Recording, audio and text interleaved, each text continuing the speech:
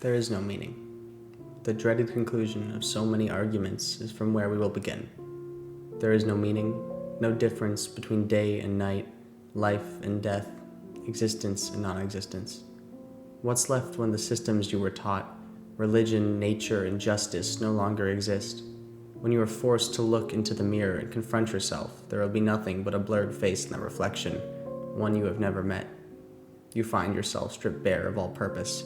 There is no longer truth, but we are not yet ready to conclude our never-ending search for meaning. Thus, we are forced to look outwards for such a cause. You search across the bounds of this world for some inherent meaning, yet all you find is chaos and destruction. Countless violence is perpetrated by and towards your fellow man.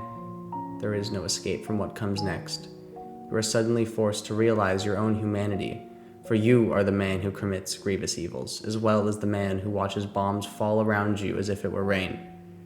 This is not a war you can win, as ultimately the destruction of self comes at a large price, having to face the horror of seeing yourself clearly. It is within such destruction that three voices emerge: Gulliver, Tsar Yakub, and Joaquin Murrieta.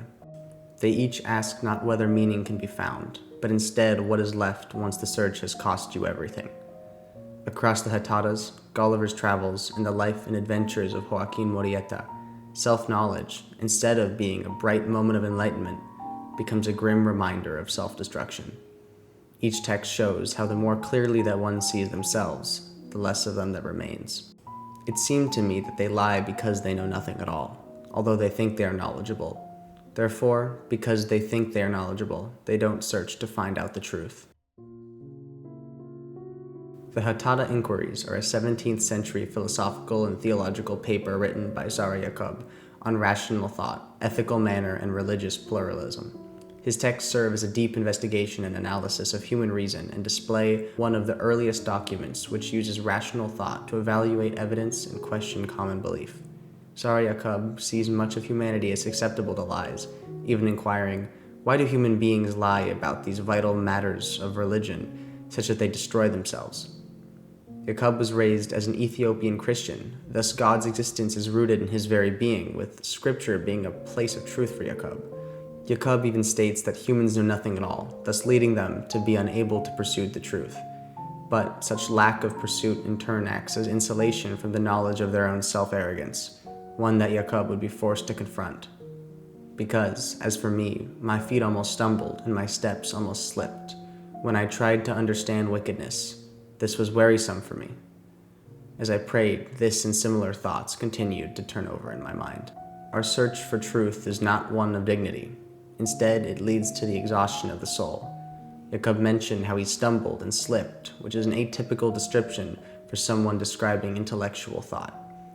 Instead, he transforms what is typically perceived as a righteous search for truth into a muddy path, describing how there is much more nuance to wickedness than what is often led onto.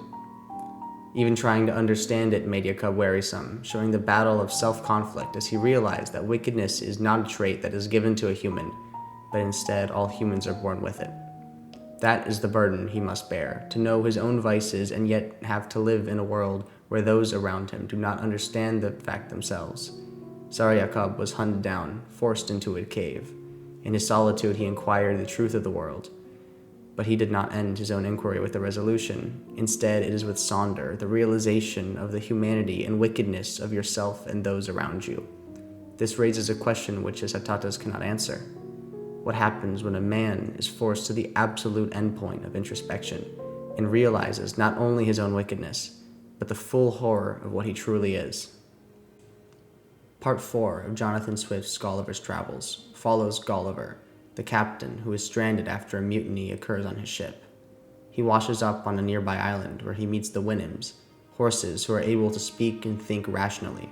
He also meets the Yahoos, a species of men-shaped beasts who hoard meaningless wealth, constantly infighting, which are further described as filthy, brutal creatures. Gulliver goes on to describe their asphyxiation with wealth.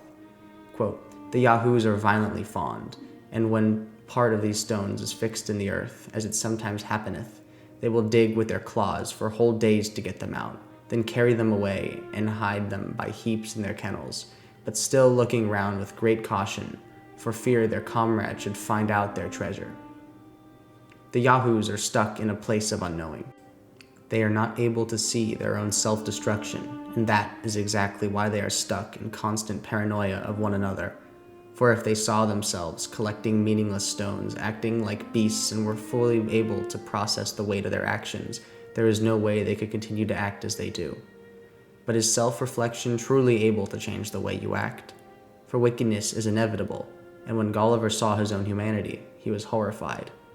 Quote, "When I happened to behold the reflection of my own form in a lake or a fountain, I turned away my face in horror and detestation of myself."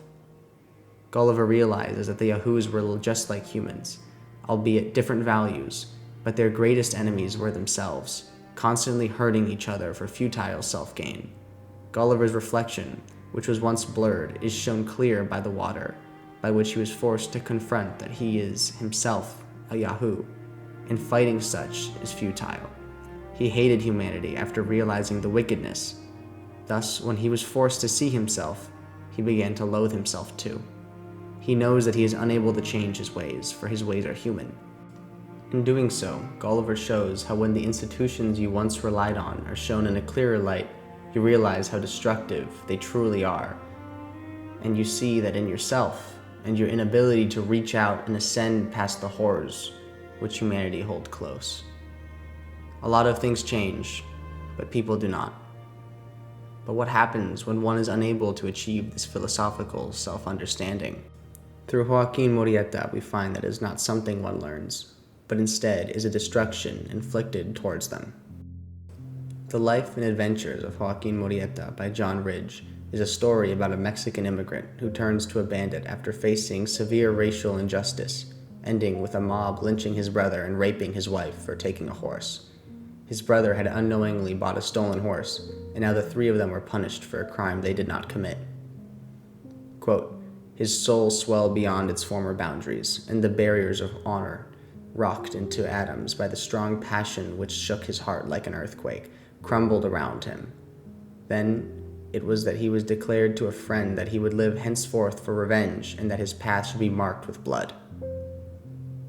Murrieta would go on to be a ruthless bandit who worked with a few others and began the descent of his soul. This was a life that was forced onto him, a realization of his own path. And as he killed and killed, he saw himself clear, with his past self stripped bare, and all that was left was a hollow shell. The soul of his former self had been long destroyed. He was once a man who was kind and believed in humanity, but after being wronged and his life destroyed, he was forced to become the very horrors he saw. His death shows the reader the horrors of humanity and human institution. Quote, "It was important to prove that the famous and bloody bandit was actually killed, else the fact would be eternally doubted. The head of the renowned Murrieta to be cut off and hurried away with the utmost expedition to the nearest place, 150 miles, at which any alcohol could be obtained in which to preserve it. He was a system by which would keep humanity locked from its own introspection. Joaquin, a man who died without ever seeing the whole reflection, is the mirror we look into, seeing the injustices and vices we commit unto each other." Though these three texts follow distinctly different paths, they all lead to the same resolution, or lack thereof. They all see to the destruction of the self, whether it be the innate horror of seeing oneself, or of seeing their place in the world.